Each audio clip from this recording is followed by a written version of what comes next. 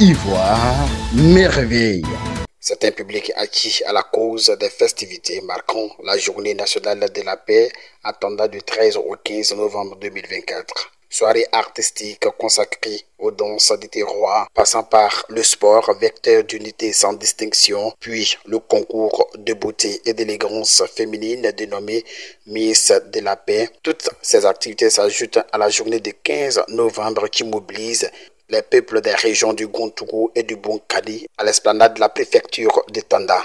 Une initiative de l'Organisation internationale pour la recherche de la paix sous proposition de son ambassadeur Dr Adjumani Apo-Dji Arnaud, membre de l'Organisation internationale pour la recherche de la paix, fils de Tanda. Remerciant en toute noblesse l'Assemblée, le roi des Brons, les chefs coutumiers, le corps préfectoral, les élus et cadres du district autonome d'Izanzan, l'initiateur situe le contexte de cette réalisation. J'ai été choisi par le président, Excellence Dr Silas Dioulé, président international pour l'Organisation internationale pour la recherche de la paix, pour effectuer une mission dans le Gontougou pour inviter nos parents à cette célébration de la Journée nationale de la paix. Il faut noter que cette année, au mois de mai, j'ai été distingué ambassadeur de paix, diplomate de paix, conseiller médiateur international par l'Organisation internationale pour la recherche de la paix. Et ma première doléance, c'était de revenir auprès du ministre d'État pour lui soumettre l'organisation de la Journée nationale de la paix à Tanda, chose qu'il a acceptée.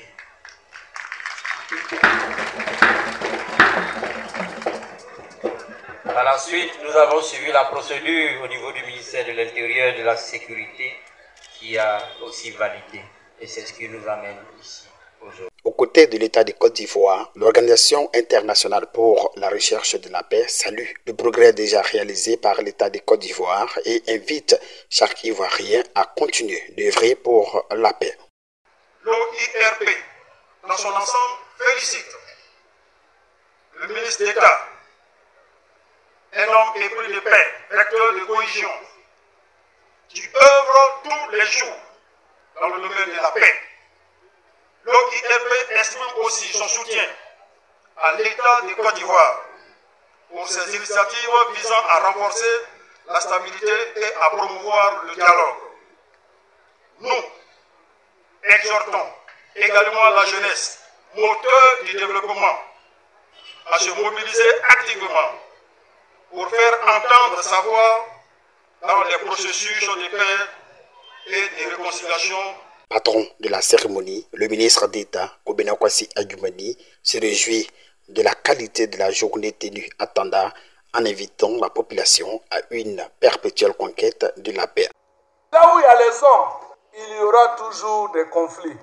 Figurez-vous, depuis l'origine, on parle de paix. Et on a vu des personnes se succéder pour parler de paix. Où sont les Mahatma Gandhi? Où sont aujourd'hui les Martin Luther King? Où est aujourd'hui Oufoué? Tous ont parlé de paix. Mais est-ce que lorsqu'on s'engage dans le processus de paix, on peut dire qu'on est arrivé? Jamais on ne peut arriver parce que nous sommes sur la route de la paix.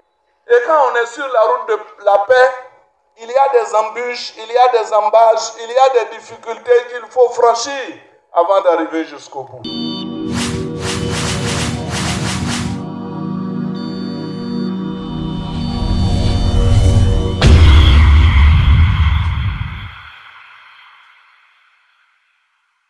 Il faut noter que depuis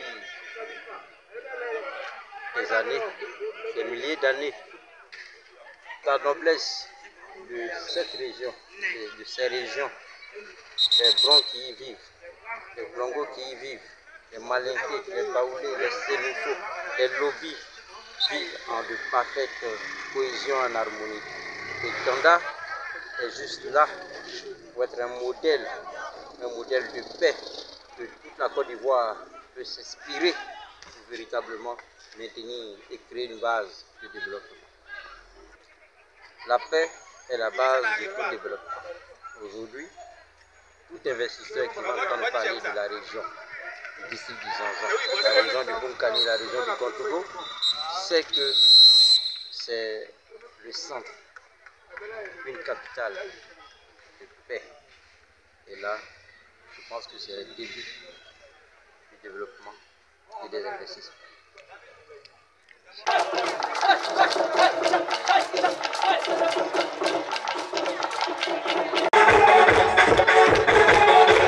Ivoire, merveille. Présentation Staki Moroufier.